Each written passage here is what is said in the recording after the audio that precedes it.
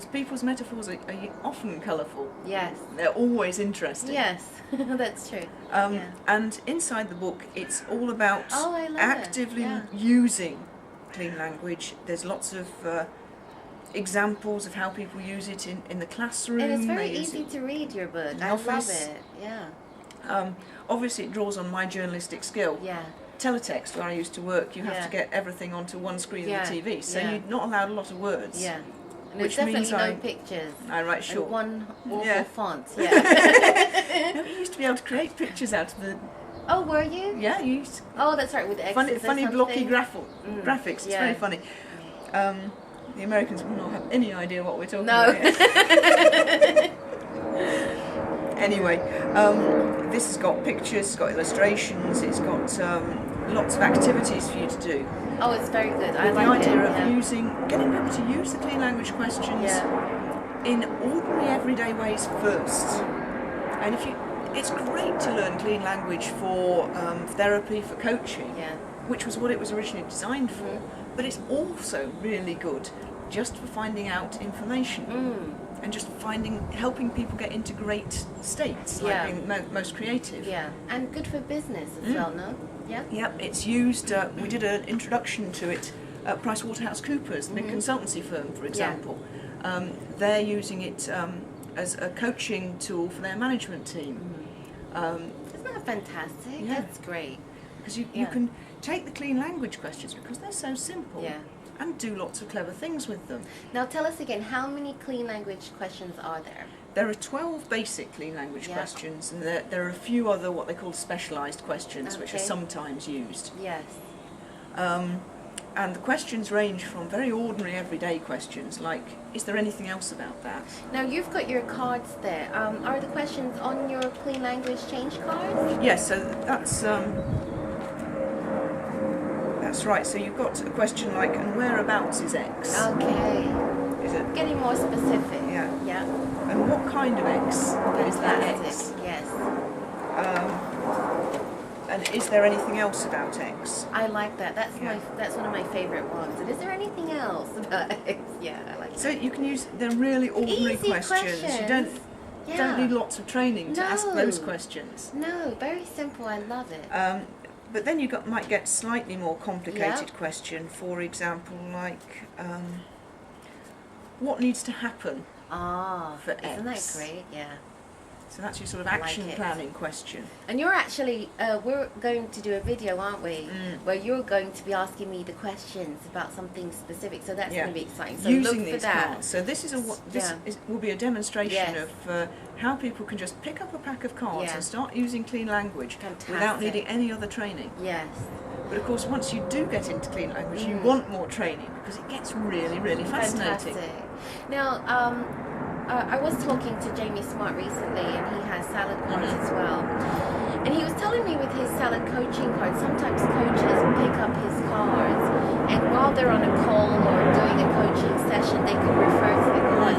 Can we do the same with your clean language cards? Absolutely. Yeah. A friend of ours in Germany wrote a story that's on our website. There's a lot of success stories on our website about how people use clean language. We must go. Cleanlanguage.co.uk. Cleanlanguage.co.uk is Penny Tompkins and James Lawley's site. It's got loads of really good articles on there. It's a good website. Yeah. Penny and James are associated with us. They train on our trainings, so do go to cleanlanguage.co.uk. Yeah, go there.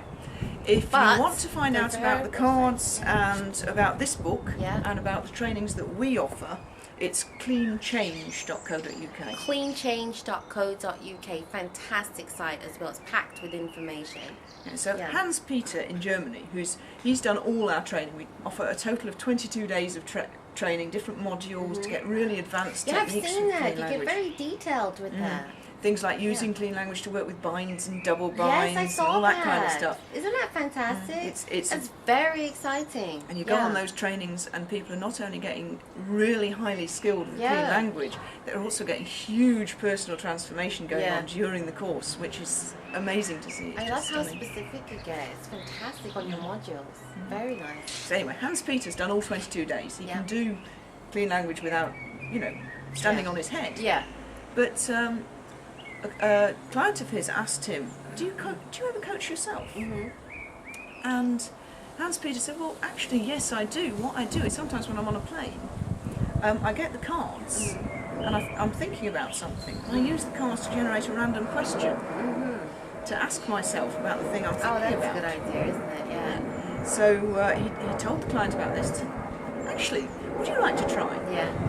So what Hans-Peter did is what I'll demonstrate with you in a little while. Very exciting. He used the cards Yeah. to generate questions to ask his clients. Fantastic. So you must watch the video where Judy does the change processes with her clean language cards on me. That's going to be exciting. Find out everything. It's the exclusive. So yes, you can definitely do that. It's and it seemed to work very well. It certainly worked very well for Hans-Peter. Very exciting. Now you also have, we were talking a little bit earlier about the Clean Language other website, which is Penny Tompkins and James Lawley's website. And I've actually read Metaphors in Mind, and I'm going to read your book because it's one of the books I've been wanting to read for quite a long time. Now, if there are any differences between your book and Metaphors in Mind, for those that may have read Metaphors in Mind, what are they? Yeah, Metaphors in Mind. Let's do the whole Metaphors in Mind by Penny Tompkins and James Lawley. That was an interesting book. It's a fascinating book. Yeah, fascinating. This book was the result of Penny and James spending years studying the guy who invented clean language, David Grove. Yeah.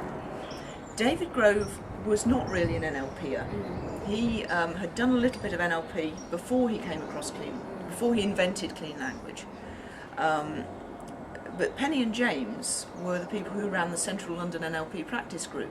Oh, right. They were very well-known NLP people. Yes, They got absolutely fascinated by the success that David was having with the clean language questions and set out to model, well, what is he doing that gets these results?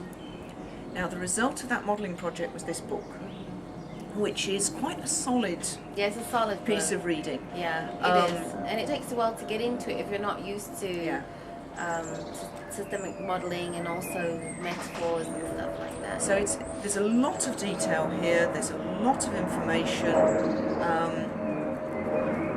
transcripts and so on and so forth, the work that David was doing and how Penny and James understood getting these results. Nonetheless, if you can it's a good book once you get into it. Once you get into it. What I suppose I'd say is that our book is more of a prequel. It's quite user-friendly, your book is, I'd say. So you read this one first and this one second. Yeah. But I definitely recommend this one. Yeah, I agree with you on that one. I think actually my own preference would have been to read your book first as an introduction to it, and then to go through the exercises that you have in there. And also it's a small compact book that you can just pop in your bag on the way to work as well. And not be overwhelmed by the size and the weight of, Metaphors in Mind, which is when you want more information, you've got it right there in that book. Exactly. Yeah. So both have got value. They're different value. Yeah, absolutely fantastic. Okay, and so let's talk a little bit more about your training. You have an amazing conference coming up, don't you? Yes. An annual conference? Yes, we ran the first one last year. How did it go, by the way? We had a weekend absolutely packed with different people speaking about the way they're using clean language in all kinds of different applications. So we had people who are using clean language in business, people who are combining it with different kinds of things like emotional intelligence, appreciative inquiry, different applications to different industries. We had people there who worked with David in the last few years of his life on his most modern, up-to-date stuff, which is called emergent knowledge, or the power of six, depends who you're talking to, which name gets used. Oh, okay. But which uses even less questions than clean language does. Goes down to 6? It's not even 6 questions, not really. Even 6. But it uses space and moving around in space Fantastic. in an absolutely fascinating way. So